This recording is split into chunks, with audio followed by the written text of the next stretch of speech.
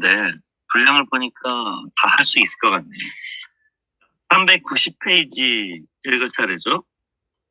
390페이지 밑에서 셋째 줄.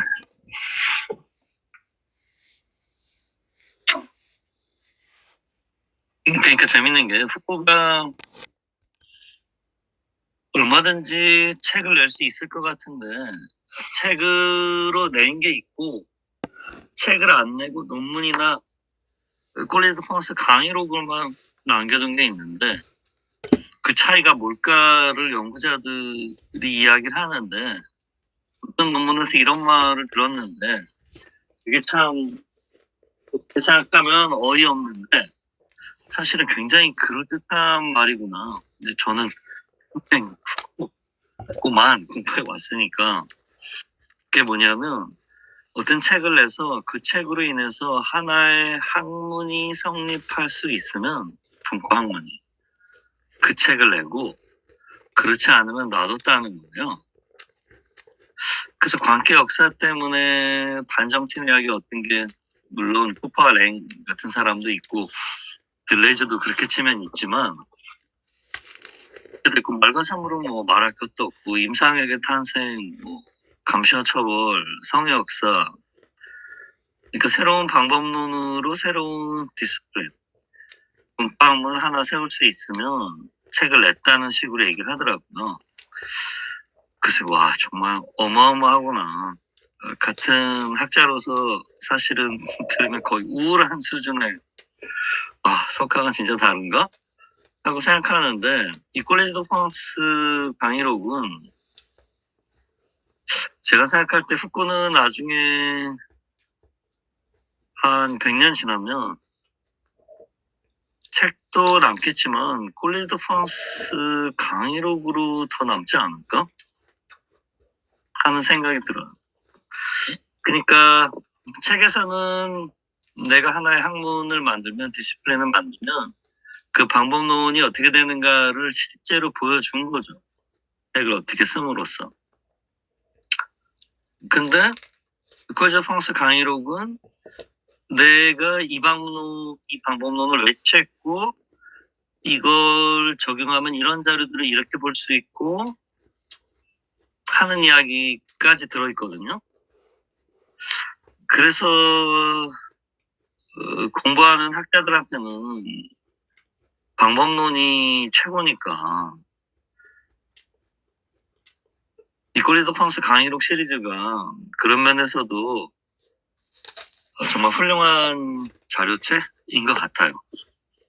390페이지 여기서도 바로 그런 걸 보여주는데요. 390페이지 밑에서 셋째 줄.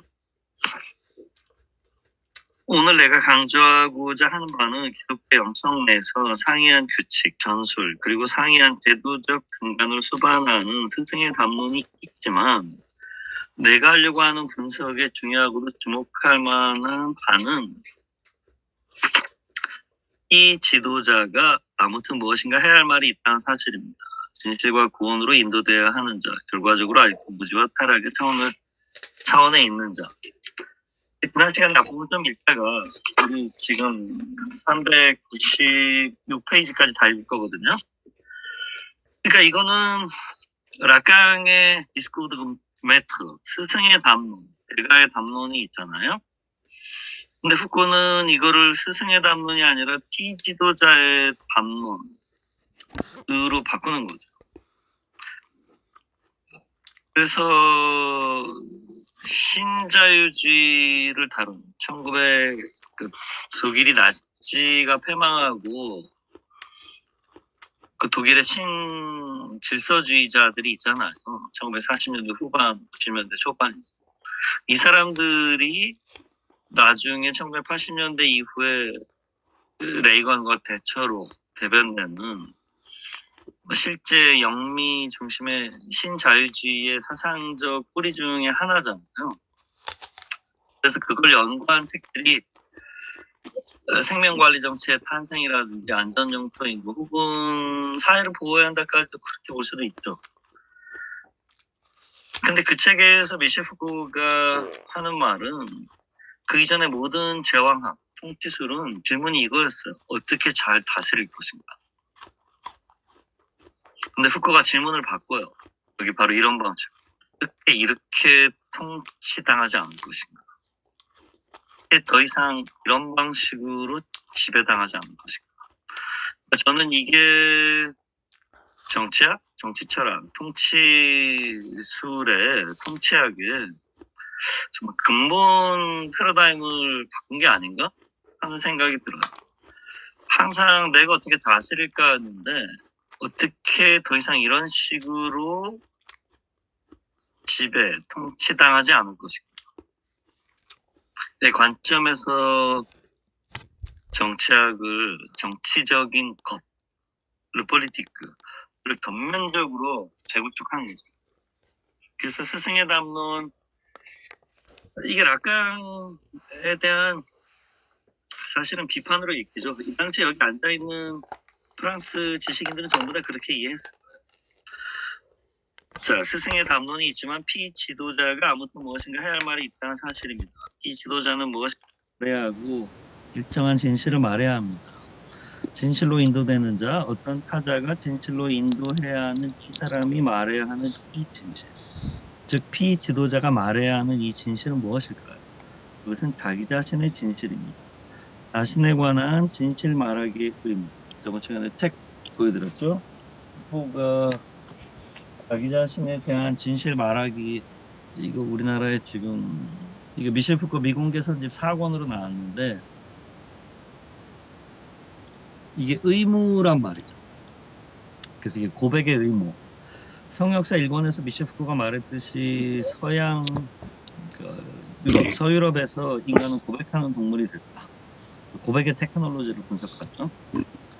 뭐 그렇게 꼭 좋게만 보진 않습니다. 자기 자신에 관한 진실 말하기의 의무가 구원의 필요 불가결한 절차 내에 기입된 순간, 주체 자신에 의한 주체 구축 및 변형의 기술 내에 기입되었을 때 교화, 목사 제도의 내부에 각인되어 버린 순간 이 모든 것은 신앙딸인데, 이거는 후코가 유럽을 지칭할 때 보통 이렇게 쓰는데 여기에는 미국도 원래는 들어가야 되겠지만 기본적으로 후코는 미국 얘기를 안 해요. 이게 유럽이나 서유럽만 얘기합니다. 그러니까 서양이라기보다는 지금 올바로 번역돼 있죠. 서구, 서유럽, 서구라파. 서양하고 서구하고 헷갈리시는 분들이 많은 다른 말이죠. 이 모든 것은 서구 주체성의 역사에서나 주체와 진실 간의 관계 역사에서 절대적으로 중요한 한순간을 구축한다고 생각됩니다. 물론 그것은 정확하고 특수한 시기가 아니라 사실상의 분절, 갈등, 완만한 변화와 진전을 수반하는 복합적인 절타입니다. 하지만 우리가 여기에 대해 약간 구워보는 역사적 시선을 취하게 되면 자기 자신의 진실을 말하는 것이 구원의 이 되어버렸고, 주체가 자신감 있는 관계에서 근본적인 원칙이 되어버렸으며, 자신의 진실을 말하는 것이 개인이 공동체에 속하기 위해 필요한 것이 되어버린 이 순간을 중요한 결과를 갖는 사건으로 간주해야 한다고 나는 생각합니다. 이쪽, 전 동양서양이라는 게 있는지 모르기 때문에 그게 저는 옛날에 있는 줄 알았는데 머릿속에만 있고 그게 사실이 아니라 해석의 문제잖아요. 그래서 동양상이란 말이 되게 불편해가지고 이쪽이라고 하는데 우리 동네, 이쪽 동네, 조선이든 중국이든 일본이든 하여튼 뭐 동북아시아라고 서양 사람들이 불러주는 그 타자적 규정. 일단 저는 제가 아시아 사람인지 모르겠고요. 하여튼 그렇게 불리운 거죠. 뭐 극동이라고 하는데 근동, 중동, 근동, 중동, 극동.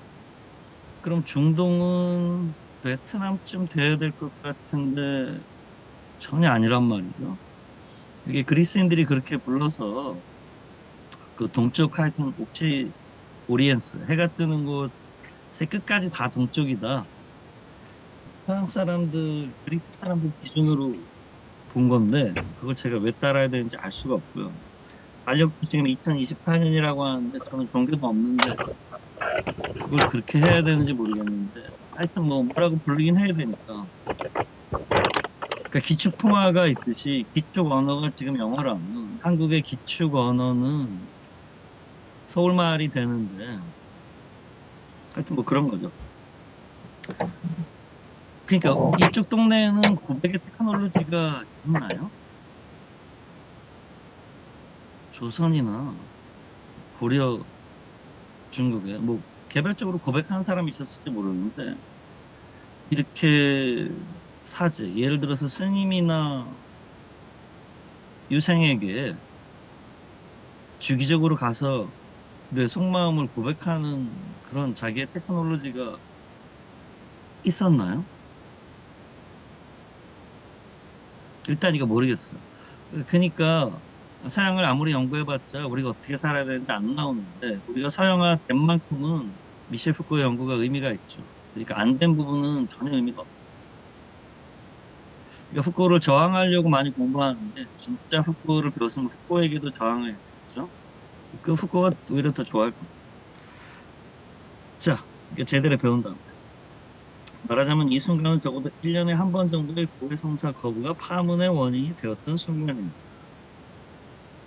자, 그 복잡한 역사가 있죠. 하지만 주체가 자기 자신의 진실을 말해야 하는 의무. 참 말이 나왔네요. 자기 자신의 진실을 말해야 하는 의무. 아니면 개인이 자기의 구원을 발견할 수 있을 정도로 진실과 일반적인 관계를 설정하기 위해서 자기 자신에 대해 진실을 말해야 한다는 원칙은 고대 그리스 헬레니즘 로마 시대에는 결코 존재하지 않았던 것이었습니다. 지금 우리나라가 있는지 모르겠지만 이따 치면 이쪽 동네에 살던 사람들도 옛날에 그런 의무가 없었던 것 같아요. 스승의 담론에 의해 진실로 인도를 받는 자는 자기 자신의 진실을 말할 필요가 없었습니다. 심지어 그는 진실을 말할 필요조차 없었습니다. 또 진실을 말할 필요가 없었기 때문에 그는 말할 필요가 없었습니다. 그는 침묵해야 하고 침묵하는 것으로 좋겠습니다. 피타고라스 학파의 교리는 피타고라스만 말할 수 있게 기본적으로 되어 있고 그 남아있는 그 교리들을 보면 입교를 하면 피타고라스 교단은 5년 동안 무관을 했어야 됐죠. 그러니까 모르면서 함부로 이야기하지 못하게 막아놓은 걸 테고 그 사이에 너는 배워야 된다. 그래서 스승님만 말할 수 있게 돼 있었던 거예요. 궁극적으로는 피타고라스 한 사람만 말할 수 있죠. 그래서 이 피타고라스 학파가 수학적인 기하학적인 형식을 가지고 있는데도 수학과 기하, 과학의 발전에 거의 공헌을 못했다고 수학사나 과학사, 기술사, 철학사에 보면 나오는데 피타고라스의 정리를 피타고라스의 제자가 거기에 입각해서 추론을 더 펼쳐서 변형을 시킨 그러니까 발전시킨 버전을 내놨는데 피타고라스가 이 불변의 우주의 코스모스의 하르모니아를 표현한 이 수학적 우리가 아는 피타고라스 정리를 포함한 여러 가지 그 정리의 변형을 꾀했다고 해서 그 제자를 물에 빠뜨려 죽인 게 기록에 나와 있어요. 근데 오늘날 그 기록이 남아있기 때문에 살펴보면 그 제자 말이 훌륭한 추론이에요. 올바른 추론이에요. 근데 피타고라스가 그걸 알았는지 몰랐는지 모르겠지만 피타고라스는 진보라는 게 없다고 봅니다. 그러니까 다른 진보가 아니라 수학의 진보가 없다고 봅니다. 그러니까 이게 진짜 종교죠. 종교 교리상에 변화가 있으면 안 되는 거로 본 거죠. 그러니까 피타고라스가 봤을 때는 내가 10계명을 찾아냈는데 네가 11계명 같은 걸 만들거나 10계명 중에 한 개의 문형, 문장을 바꾸니까 얘가 우주의 섭리를, 코스모스를, 로고스를 잘못 변형시킨 거로 보인 거겠죠. 그러니까 죽였겠죠. 그러니까 말을 할 필요가 없어요. 듣기만 하면 돼요. 서구의 역사에서 지도와 인도를 받는 자는 자기 자신의 진실을 말해야 하는 의무, 즉 고백의 의무 안에서만 말할 권리를 갖습니다. 물론 그리스 헬레니즘 로마의 자기 기술 라그드 스마멘무와 자기 지도에는 도래할 고백과 유사하다고 생각되고, 또 회고적 시선을 통해 볼 때, 오늘날의 관점에서 볼 때 이후에도 도래할 고백을 예고한다고 생각하는 상당수의 요소들을 발견할 수 있으며, 그런 예들이 있다고 말할 수도 있습니다. 우리는 사법제도나 이 우리는 되게 정치적인 문제인데, 뭐 독자나 지금 청중도 되겠지만 이건 기본적으로 유럽인만 생각하는 거죠. 우리는 사법제도나 종교적 책장에서 요구되거나 적어도 권고되는 죄의 고백이나 인정의 절차를 발견할 수 있습니다. 보다 상세히 재론하겠지만, 요컨대 우리는 상담하는 개인이 자기 자신에 대해 말해야 하는 상담 행위나 의식 점검에 해당되는 상당수 실천들을 발견할 수도 있습니다. 친구에게 솔직해야 하고 마음에 있는 모든 것을 말해야 하는 의무도 발견할 수 있습니다. 하지만 국고가 볼 때 구분을 하는 거죠. 이 모든 요소들은 엄격한 의미에서의 고백, 아무튼 영적인 의미에서의 고백과는 심층적으로 다르다고 생각합니다. 이 지도자가 자기 친구에게 솔직히 말하고 자신의 지도자에게 비밀을 털어놓거나 자신의 처지에 대해 말해야 하는 그리스 헬레니즘 로마의 의무는 말하자면 도구적인 의무였습니다. 고백하는 것과 것은 신과 판사의 관용을 호소하는 것입니다. 그것은 지도자에게 상당수 진단에 필요한 요소들을 제공하면서 영혼의 의사를 돕는 행위입니다. 그것은 과오를 고백할 수 있는 용기를 통해서 자신이 하고 있는 향상을 드러내는 행위입니다. 따라서 이 모든 것들은 고대의 도구적 의미와 더불어 존재했습니다. 그러나 이 고백의 그리스도교적 영적 실천, 혹은 뭐 다른 종교의 고백의 요소들은 더 이상 도구적이지 수행적이지 않습니다. 고백의 요소들은 그 자체로 영적인 가치를 가질 수가 없습니다. 이게 내 특징이라고 말하는 거죠. 바로 고대의 자기 실천에서 가장 주목할 만한 특질 가운데 하나가 바로 여기 있습니다. 요컨대 주체는 진실의 주체가 되어야 합니다. 주체는 진실된 담론을 돌봐야 합니다. 따라서 주체는 자기 자신에게 제한된 참된 감론들을 경청하는 것으로 시작하는 주체화를 시행해야 됩니다. 따라서 주체는 진실의 주체가 되어야 하며 진실된 것을 말할 수 있어야 하고 자기 자신에게 진실된 말을 말할 수 있어야 합니다. 주체가 자기 자신의 진실을 말하는 것이 필요하고 필요불가결한 것은 결코 아닙니다. 여러분들은 피지도자나 지도를 받는 사람이 학생 혹은 제자가 말할 권리가 있었음을 증명하는 중요한 텍스트들이 있다고 말할 수도 있을 것입니다. 하지만 종국적으로 소크라테스에서 시작해서 스토아 견의주의의 독설에 이르기까지 대화, 다이얼로그라는 게 디아가 둘이고 로고스가 말이니까 일본 사람들이 대화라고 번역한 거죠. 대화의 요구한 전통은 타자, 즉 피지도자가 말해야 하고 말할 수 있었음을 잘 증명하긴 합니다. 하지만 소크라테스 대화에서 스토아 견의주의의 독설에 이르는 이 전통 내에서 대화나 독설이나 토론을 통해 주체가 자기 자신에 대한 진실을 말하는 결과를 끌어내려는 것은 중요하지 않았습니다. 단순히 주체를 시험하고 진실 말하기가 가능한 주체인 그를 떠보는 것이 문제였습니다. 소크라테스의 질문과 스토아 견유주의 독설에 불순하고 경망스러운 질문들을 통해 문제시되는 것은 자신이 안다고 생각하지 않았던 말을 주체가 실은 안다, 알고 있다는 것을 증명해 보인다거나, 소크라테스가 향하는 바가 바로 이겁니다. 이게 정신분석이 되는 거죠.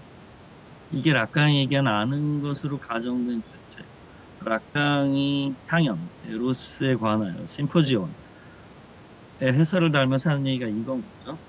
혹은 그게 아니라면 자신이 안다고 생각했던 말을 주체가 모르고 있다는 것을 증명하는 것. 이것은 소크라테스는 물론이고 스토아주의자들과 견유학파가 행한 바입니다. 말하자면 참된 담론의 주체화와 진실을 말할 수 있는 능력상에서 주체가 어떤 지점이 있는지를 의식할 수 있게 하기 위해 진실을 말하는 주체의 역할상에서 그릇이 하는 것이 문제입니다. 왜냐하면 P 지도자는 말할 필요가 없고 그가 말해야 하는 바도 스승의 담론이 집중하고 개진하는 방식에 불과하기 때문에 따라서 P 지도자의 담론 쪽에는 문제가 없다고 생각합니다.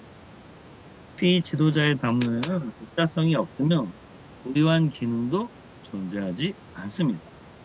근본적으로 그의 역할은 정수기입니다. P 지도자로부터 끌어내고 추출하는 말, 또 대화와 독서를 통해 P 지도자에게 선동하는 말은 스승의 말 속에 진실 전반이 있고 또 유일하게 거기에만 if and only if죠. 진실이 있다는 것을 증명하는 방식들입니다. 그래서 소크라테스 대화편 읽어보신 분들은 누구나 아시겠지만 왜 그런 말 있잖아요. 마이크 잡은 사람이 뭐 최고다. 운전대 잡은 사람이 최고지. 또 뭐 주최 측의 뭐 농간 이런 말 있는데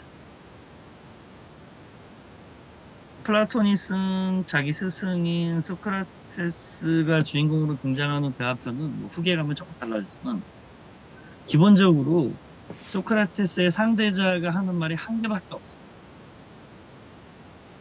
선생님 말씀을 듣고 보니 정말 그렇다고 인정하지 않을 수 없네요. 네, 맞습니다. 그러니까 소크라테스가 규리법을 기본적으로 사용하죠. 그러니까 상대의 논리를 인정하고 상대 논리를 쭉 전개하면 논리적으로 비논리적인 결론이 나올 때, 자, 이렇게 이상한 결론이 나오는데 그럼 추리 과정 어딘가가 잘못됐겠지? 라고 하면 선생님 말씀을 듣고 보니까 그렇다고밖에 말할 수가 없네요. 이구적으로 돼 있거든요. 그래서 사실은 펜때를 진 사람이 마음대로 끌고 가는 거고 대화 형식을 가지고 있지만 전혀 대화가 없거든요. 소크라테스 대화편. 그러니까 우리나라로 치면 썰전하고 거의 똑같죠. 이게 대화가 없잖아요. 두 분 다 말씀을 잘하고 나쁘게 얘기하는 거 아니에요. 되게 뭐 괜찮은데 서로 말씀을 잘하는 분들이 나오고 상대가 말할 때 뭐 굳이 끊고 막 함부로 얘기하거나 하지 않고 TV 프로니까 정리가 잘 돼서 편집도 잘 되고 뭐 시각 자료 같은 것도 잘 보여주면서 이렇게 한다. 근데 거기 중간중간에 어느 두 분이 나와서 토론을 하건 항상 상대가 얘기할 때 이렇게 얘기를 해요. 에이, 그건 그건 합리적이지 않지. 에이, 그게 뭐가 합리적? 아, 이거 상식의 입장에서 봐야지. 그럼 사실 거기서 즉시 진짜 철학 토론에 대립해서 아니 근데 합리적이라는 건 과연 뭘까? 합리성의 정의를 지금 뭘로 사용하시는 거야? 하고 소크라테스 쪽으로 가야 되는데 그러면 시청률이 엄청나게 떨어지니까 그렇게 안 가고 그냥 조용히 지나가죠. 그래서 썰전에는 사실상 대화가 전혀 없고 두 사람이 그냥 자기 의견을 발표할 뿐이죠. 소크라테스 대화편도 사실은 말이 대화지 대화가 없다고 해야 되겠죠. 왜냐하면 소크라테스와 그 상대의 차이가 지금 스승의 담론과 일반인 혹은 제자로 돼 있기 때문에 너무 격차가 나서 그러니까 진짜 재밌는 건 소크라테스 둘이 대화를 하게 해놨으면 이게 정말 재미가 있었을 텐데 한 명은 소크라테스고 스승이고 한 명은 말없이 경청 혹은 어리석은 무지한 자로 돼 있으니 이게 사실 대화가 전혀 없다고 해도 과언이 아니에요. 후기에 가면 소크라테스가 좀 조용히 있고 뭐 향연에서도 이미 디오티마 같은 사람을 끌어들여서 내가 이렇게 들었는데 이 말이 진짜 맞는 것 같아 하고 이야기를 하잖아요. 그 여성 무속인인 것처럼 거기 나오는데 그것도 되게 특이한데 누가 그 진지한 반론을 펼치지를 않고 펼친다고 해도 소크라테스가 즉시 논파해버리기 때문에 소크라테스가 지는 경우가 전혀 없어요. 그러니까 이건 그래서 프로이트나 락강이 철학 그 자체가 자기 합리화의 정식이고 일종의 자기 내부에서 뺑뺑 도는 정신증자의 담론이다라고 했는데 그 말은 무슨 말인지 알겠어요. 다만 이제 정신분석가나 정신의학가나 심리학자들은 우리 뒤가 사회학자의 사회학을 말하면서 사회학자는 하늘에서 떨어진 사람이 아니라 그 사회학자 자신의 계급도 분석해야 된다. 사회학자. 그래서 나 자신의 계급 분석도 수행하고 이렇게 하는데 정신분석이나 정신의학이나 심리학자에서는 브루디 같은 사람이 있는지 모르겠는데 만약에 있다면 심리학자의 심리학을이라는 과목이 있어야 될 텐데 근데 이게 곤란해요. 왜냐하면 르네 지라르가 어느 책에서요? 르네 지라르가 이야기한 것처럼 타인의 심리를 분석한다는 것은 그 사람이 무엇을 잘못했는가에 대한 보고서를 쓰는 거다. 타인의 심리를 분석해서 좋은 얘기 안 나오거든요, 절대. 겉으로 사유화가 포장이 잘 된, 혹은 합리화가 잘 된, 혹은 정당화가 잘 된 담론의 심리적 이유를 캔다라는 것 자체가 그 사람이 겉보기와는 다른 부분이 있다. 그리고 기본적으로 그걸 병으로 보는 거죠. 그러니까 범죄 조서를 쓰는 거다라는 드라르가 이야기를 했는데 그렇게 된 게 자기 자신의 범죄 조서를 쓰지 않는 거죠. 그게 미셸 푸코가 제가 해설서도 썼지만 관계없잖아 감찰 처벌에서 이야기하는 거죠. 심리학이나 정신의학이나 정신병리학이나 하여튼 특히 해로 시작하는 사이클로지, 사이코파솔로지, 사이카이어트리, 사이코노미시스 같은 단어들 이 전부 다 이 사회의 감찰 처벌의 네. 예속과 네. 목종의 시스템을 생산하는 음, 오페러티스 장치다. 이런 식으로 아주 강한 심리학 비판 부정론을 펼치죠. 그래서 들레즈와 후쿠가 둘 다 그렇게 가는데 둘 다 만만치 않게 반 정치인 의학이죠. 근데 후쿠가 좀 더 강해요. 자, 그래서 이게 제자가 하는 건 경숙과 경청이에요. 제자는 얘기하면 안 돼요. 그 루스의 에밀 다 읽어보셨겠지만 거기 보면 에밀이 하는 말이 없어요. 그 중간에 한번 묻거든요. 제가 이런 질문 해도 되나요? 하니까 그 스승 그게 뭐 루소 자신일 건데 루소가 이렇게 얘기해요. 넌 아직 어리기 때문에 배워야 된다. 그래서 피교육자 중심의 교육이 아니라 교육자 중심의 교육. 이렇게 치면 그러니까 교육학은 여태까지 어떻게 교육을 잘할 것인가로 돼 있는데 후보는 바꾸는 거죠. 어떻게 이런 식으로 더 이상 교육당하지 않을 것인가. 교육받지 않을 것인가. 이런 식으로 질문을 바꾼 거예요. 문제 프로블레마틱. 그걸 대설정이라고 하죠. 그래서 스승의 담론은 어떤 상태에 있는지, 고행 활동, 즉 참된 담론의 점진적인 주체화에서 스승의 담론과 그것을 전개하는 방식에서 분별해야 할 부분이 있는지에 대한 문제가 발생합니다. 바로 이 지점에서 내가 누차 언급한 바 있고 오늘 연구를 시작하려고 하는 경험적 관념인 파레시아와 마주치게 됩니다. 이 파레시아 개념은 너무 중요한 개념이고 유명한 개념이 됐죠. 이거 후쿠가 거의 개발견 후쿠가 재발견한 건 아닌데 뭐 당연히 알고 있었지만 후쿠가 이슈화시켰다. 파레시아는 스승의 입장에서 제자 측의 정숙의 의문에 화답하는 바입니다. 자신의 담론을 주체화하기 위해 주체가 침묵해야 하는 것과 마찬가지로 스승은 자신이 말하는 진실된 바가 행위와 지도가 끝날 무렵 제자가 주체화시키는 참된 담론이 되기를 원한다면 파레시아의 원칙에 따라야 합니다. 파레시아가 뭐냐? 오늘 마지막 시간이니까 제가 질의응답 시간이 나왔으면 좋겠고요. 확보가 됐으면 좋겠고 그때 이 파레시아를 어떻게 봐야 돼? 저번에도 잠깐 말씀드렸지만 얘기도 해볼 수 있겠죠. 파레시아는 어원적으로 모든 것을 말하는 솔직, 마음을 열기, 언어의 개방, 말의 자유를 의미합니다. 라틴 사람들은 일반적으로 파레시아를 리베르타스로 번역합니다. 그것은 말해야 할 바를 말하게 하고 말하고 싶은 바를 말하게 하며 말해야 한다고 생각하는 바를 말하게 하는 자유입니다. 리베르타스가 원래는 해방이니까 구속의 부재니까 그것을 뚫고 말하는 거죠. 왜냐하면 그것은 필요하고 유용하며 참되기 때문입니다. 외관상 리베르타스와 파레시아는 말하는 주제에게 본질적으로 요구되는 도덕적 자질입니다.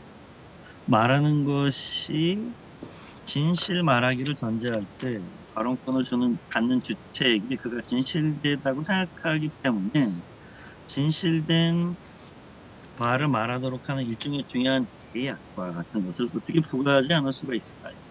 하지만 파레시아란 말의 도덕적 의미는 내가 논의하는 철학, 자기의 기술, 라흐도스하면 자기 실천, 라프카티크 투하에서 아주 정밀한 테크니컬, 기술적 의미를 지니며 철학자들의 영적인 고행에서 언어와 말의 역할은 대단히 흥미롭다고 생각되며 바로 이 같은 점을 나는 강조하고 싶습니다. 파리시아가 기술적 의미를 지니는 것에 대한 증거와 단서는 무수히 많습니다. 에픽테토스의 어록, 서문에 해당하며 아리아누스에 의해 쓰인 작은 텍스트를 취해보도록 하겠습니다. 왜냐하면 에픽테토스의 텍스트가 아리아누스라고 불리는 수강자에 의해 내가 앞에서 논의한 휘펑네마타의 형식으로 기억되었던 대담의 일부분을 담고 있기 때문입니다. 따라서 아리아누스는 듣고 메모하며 휘펑네마타 를 실천했고 그것을 출간하기로 결심합니다. 그가 그것을 출간하기로 결심한 이유는 당대의 많은 텍스트들이 에픽테토스의 이름하에 돌아다녔기 때문입니다. 또 그가 보기에 가장 통찰하고 공증 가능한 유일한 것인 자신의 판본을 부여하기를 바랐기 때문입니다. 에픽테토스의 대담에서 무엇을 공증한단 말일까요? 어록의 도입부에 쓰이는 짧은 글에서 아리아누스는 그가 말할 때 그로부터 들은 모든 말을 씀으로써 랍사멘스 노력했다라고 말합니다. 즉 이 구절에서 우리는 말의 경청을 발견할 수 있습니다. 그는 경청하고 나서 씁니다. 여시 아문 같은 거죠. 가급적이면 에픽테토스 자신의 용어와 어휘를 쓰고 난 후에 아리아누스는 오누마라는 용어를 사용합니다. 같은 단어로 그것을 전사하고 난 후에 그것을 나를 위해 엠아우토 그리고 미래를 위해 에이스 후스테론 휘폼네마타의 형태 글쓰기 형태로 간직하려고 지도했다. 우리는 여기서 내가 앞에서 여러분에게 언급한 모든 것을 재발견합니다. 사람들은 말해진 바를 듣고 쓰며 다시 베낍니다. 여기서 아리아누스는 자신이 분명히 동일한 말을 되풀이했다는 점을 강조합니다. 그는 휘폼네마타 즉 말해진 바에 대한 특정 메모를 구축합니다. 그는 이 메모를 자기 자신을 위해 미래를 위해 다시 말해서 다양한 사건과 위험 그리고 불행과 같은 상황이 닥칠 때 이 모든 것을 활용할 수 있게 해주는 당비 파라스케우를 구축하기 위해 구축합니다. 그는 이제 막 이 휴포메모다 자기가 쓴 것, 글쓰기를 출간하려고 하는데 이 메모들은 무엇을 표현하고 있을까요? 그것은 디아노이아 카이 파레시 즉 에픽테토스 특유의 사유와 말의 자유입니다. 이 두 경험적 관념의 존재와 이들의 병치는 대단히 중요하다고 생각합니다. 아리아누스는 자신을 위해 만든 휘폼네마타를 출간하면서 다른 출간들이 할 수 없었던 바인 디아노이아 즉 대화에서 에픽테토스의 사유와 사유의 내용 그리고 즉 그의 말의 자유를 복원하려는 임무를 자신에게 부여합니다. 다음 강의에서 파레시아에 대한 연구를 수행하기에 앞서 우리는 파레시아에서 문제가 되는 것은 철학적 담론의 수사학에 해당되는 비수사학적 수사학이라고 말할 수 있으며 오늘은 여기서 중단하고자 합니다.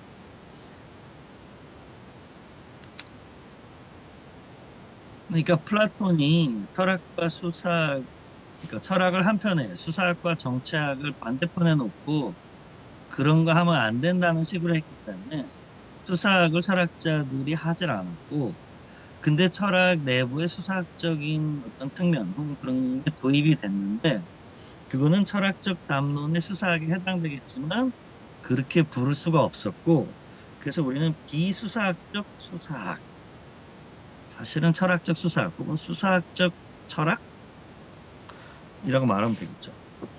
물론 고전 그리스 시대부터 로마 제정 말기까지 철학과 수사학의 분열과 분쟁이 있다는 것을 플라톤의 기인하는 거죠. 당연히 잘 알고 계실 겁니다.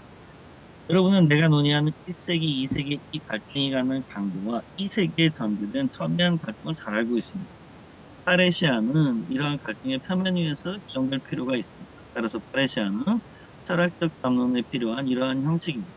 왜냐하면 기억하시겠지만 앞에서 내가 여러분들에게 언급한 대화에서 에픽테토스가 말하는 바처럼 인간은 로고스, 말을 사용함으로 렉시스, 사물을 일정하게 말하는 방식, 오늘 우리가 어휘, 렉시콘 같은 단어 여기서 온 건데 그게 사물을 특정 방식으로 말하는 거죠. 또 선택되어야 할 상당수의 어휘들이 존재해야 하기 때문이죠. 따라서 고유한 특질과 정형성을 가지며 필연적인 감동 효과를 갖는 언어체가 없이는 로고스가 존재할 수가 없습니다.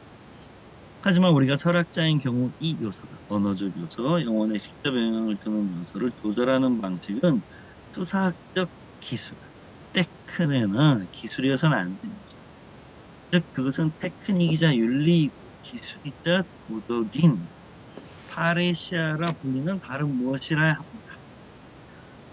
제자의 정숙이 풍부한 정수이기 위해서는 이 정숙의 근저에 스승의 말인 진실된 말이 적절히 정리 배열되기 위해서는, 그리고 어느 날 진실 말하기의 주체가 되는 자격을 제자에게 부여하게 될 이 진실된 말의 자기화를 제자가 수행할 수 있기 위해서는 스승이 제시한 담론이 수사학의 법칙에 복종해야 하고 제자의 영혼에서 감동적인 효과, 설득 효과만을 노리는 인위적이고 가식적인 담론, 철학이 이렇게 수사학을 주장한 거죠. 플라톤 이래로 이어서는 안 됩니다.